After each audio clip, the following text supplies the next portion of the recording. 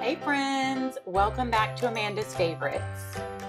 Okay, today is going to be a really short video because it's just a quick look into how I might use a passion planner if I was in college. Now, I graduated from college in the year 2000. So that was 17 years ago. But I mean, I still remember my college days, and I certainly did not have a planner as awesome as the passion planner. I honestly don't even remember what I used to plan. It was probably something from Target or Walmart, like a Mead planner, something along those lines.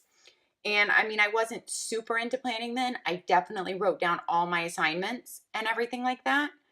But I really hadn't honed a system, like I have right now in my life.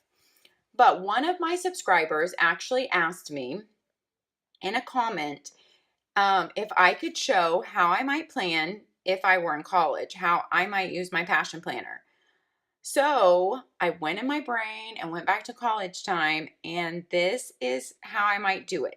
I'm going to just run through it with you guys. The thing I love about Passion Planner, which I've said in all my videos about them, is it really lends itself to using however it works best for you. It's like a blank slate and can be used in so many different ways. And that's just one of the reasons why I love it. So versatile. I did not fix a monthly spread for this because I mean, I think on a monthly spread, all I would do is be writing big tests and highlighting them, possibly be writing my work schedule and highlighting that. So I just went in to show you a weekly spread. I made up a week in this coming September and I numbered that in. So I might have something like this week's focus be stay on top of reading. That was something I think that I always needed a reminder of in college. I remember of all our reading assignments. And then good things that happened that week, I could totally see myself just listing the things that I had gotten done that week, like English test done when it was done, bio lab done, date with Steve, yay, grocery shopped, English reading done.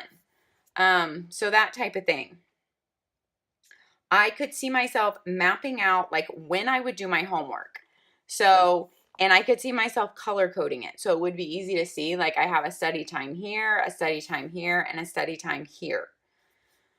I've talked about my other passion planner videos, how right now I have come around to not really using it in time blocks. It's become a running to-do list. That's in my passion planner of how videos about how I use it now with my to-do list. And also I block out the top of my passion planner for any appointments. That's because I'm a stay-at-home mom now and my life is drastically different than it was in college. In college, I worked a part-time job the entire time I was in college, and sometimes even more than one job at different times. I got married midway through college, so my life was busy and maybe not the typical, party college life. So I definitely would have probably used the timeline in college because my life was very different. I would have liked to see that like I was working 3 to 9 here. So I definitely would have mapped that out. I would have looked at my week and seen when could I grocery shop and been like, well, this is really my only time. So I would have mapped that in there to grocery shop. When the semester first starts, I probably would have mapped my classes like this. I just made up some classes that I remember taking, y'all.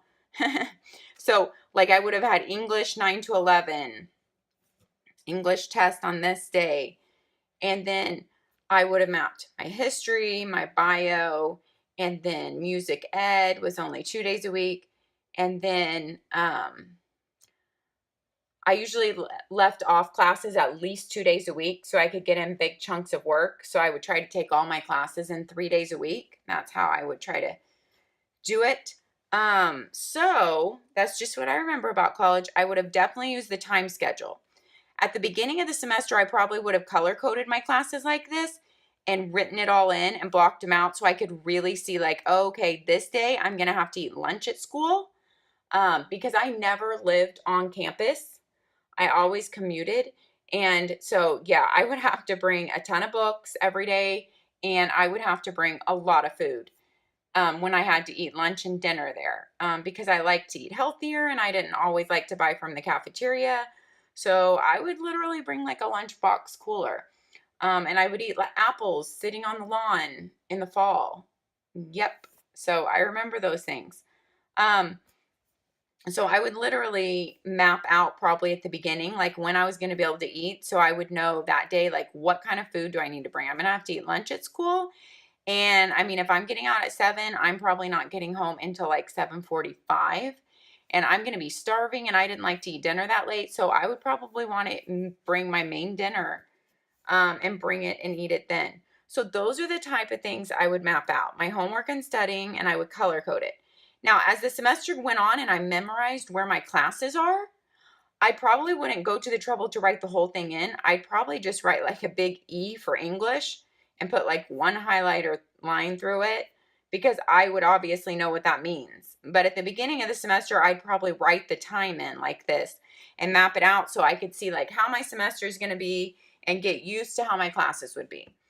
How I would use today's focus is definitely like the big thing that I needed to remember about that day. So like I would need to know Tuesday I needed to get my grocery shopping in. Monday I needed to go to the bookstore and, look for that last book that I couldn't find the other day when I was there for one of my classes. Wednesday's a history quiz. Thursday would be a big study day before work.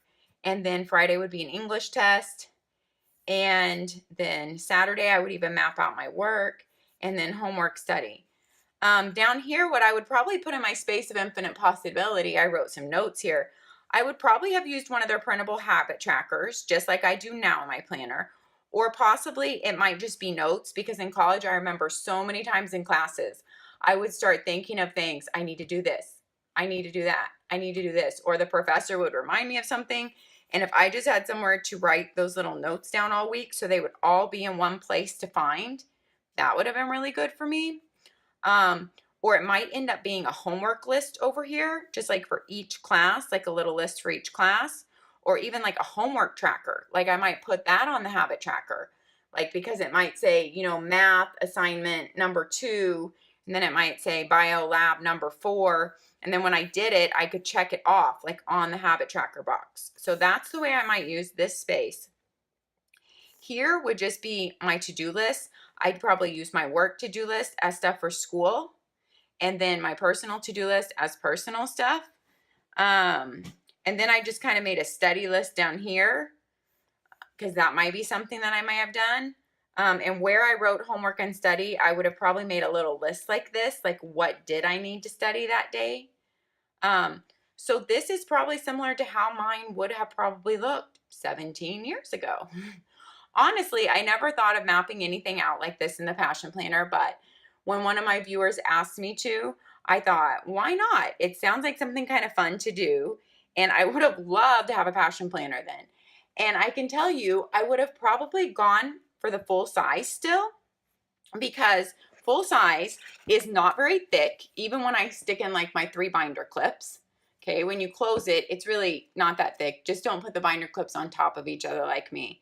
Or you can even use paper clips, which are thinner than binder clips. But it's not very thick, and with the band and the size of it, it fits perfectly in a backpack with your books. So me being someone who likes a lot of room, I probably would have still picked the classic size, and then all the big note pages at the back, which of course right now I've used to just play with pens and Tombos and stuff. But I would have used all these for just like random class notes that came up and that I needed to take. So I could see myself picking the classic. Even though I know in college I had a much smaller planner, like just from Target, like it wasn't this big. But if I was going back to college now, this is definitely the planner I would pick, because spirals in a backpack, oh my goodness, with all the books I had, I just don't even see how that would work. So if I was going to college, out of all the planners I have, this would be my pick.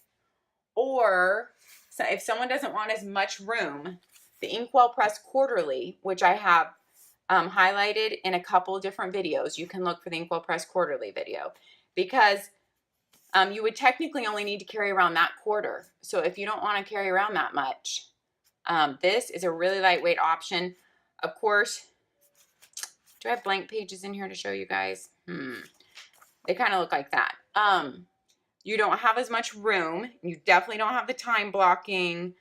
You could probably just write in assignments, you know, but it's for a different type of planner. So honestly, these are the two that come to mind that I would use in college if I was in college now, and I would definitely pick Passion Planner. And I would definitely not pick anything with spiral. All right, guys, thanks for watching today. I hope you guys have a great day. And if you are in college, good luck this semester and study hard. We'll see you later. Bye.